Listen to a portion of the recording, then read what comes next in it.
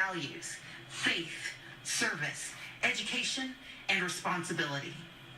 Now, we only had one car, so sometimes my dad had to hitchhike and walk long stretches during the 30-mile trip home from the shipyards. One rainy night, my mom got worried. We piled in the car and went out looking for him, and we eventually found my dad making his way along the road, soaked and shivering in his shirt sleeves.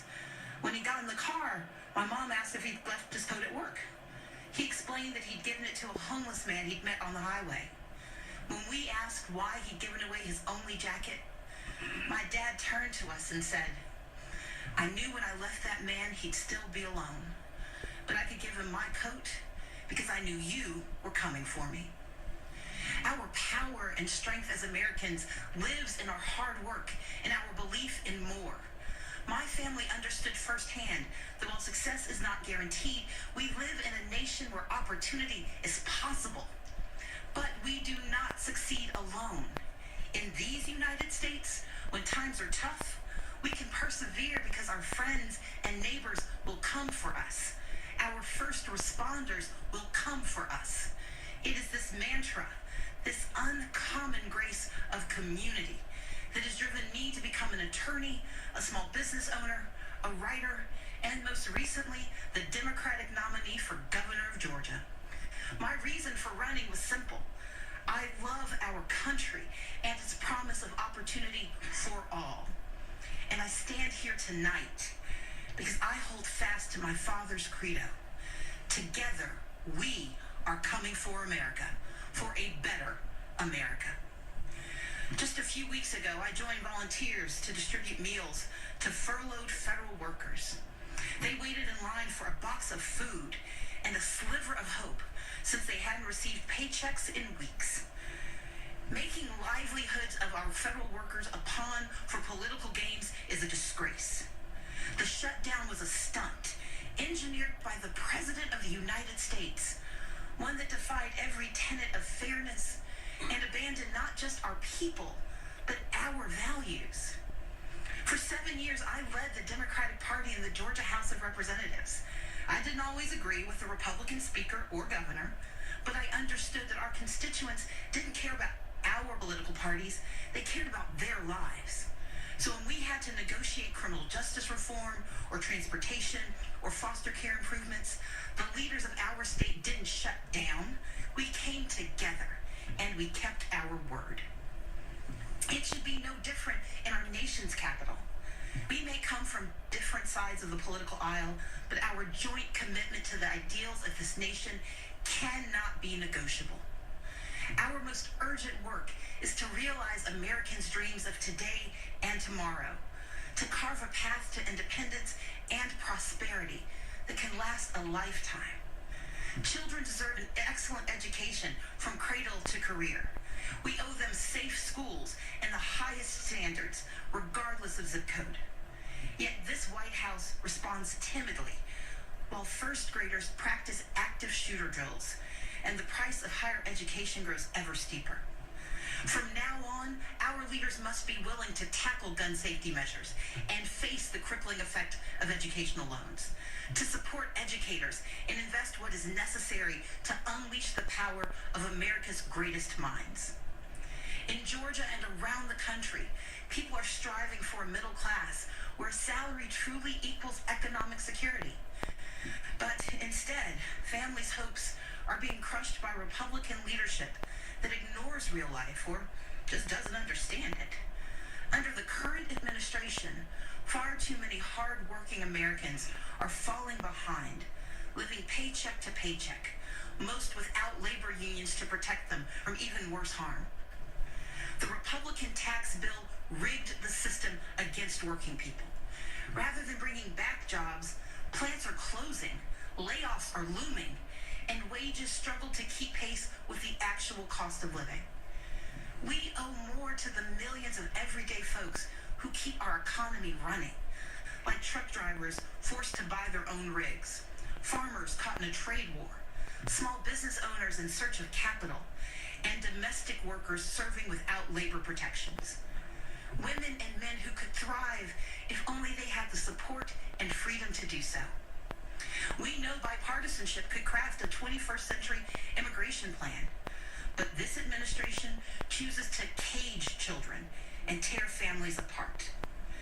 Compassionate treatment at the border is not the same as open borders. President Reagan understood this. President Obama understood this. Americans understand this. And Democrats stand ready to effectively secure our ports and borders. But we must all embrace that from agriculture to healthcare to entrepreneurship, America is made stronger by the presence of immigrants, not walls. And rather than suing to dismantle the Affordable Care Act, as Republican attorneys general have, our leaders must protect the progress we've made and commit to expanding healthcare and lowering costs for everyone.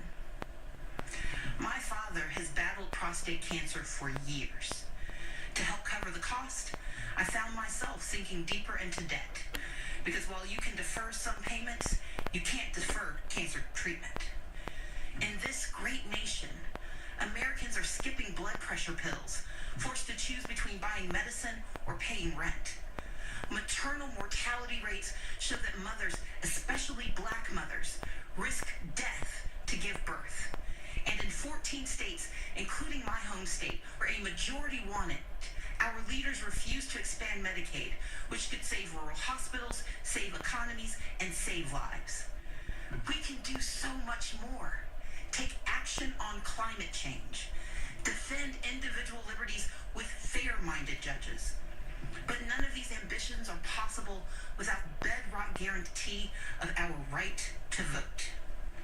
Let's be clear. Voter suppression is real. From making it harder to register and stay on the rolls, to moving and closing polling places, to rejecting lawful ballots, we can no longer ignore these threats to democracy.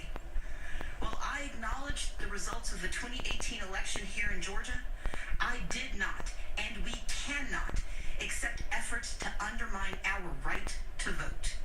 That's why I started a nonpartisan organization called Fair Fight to advocate for voting rights. This is the next battle for our democracy, one where all eligible citizens can have their say about the vision we want for our country. We must reject the cynicism that says allowing every eligible vote to be cast and counted is a power grab. Americans understand that these are the values our brave men and women in uniform and our veterans risk their lives to defend.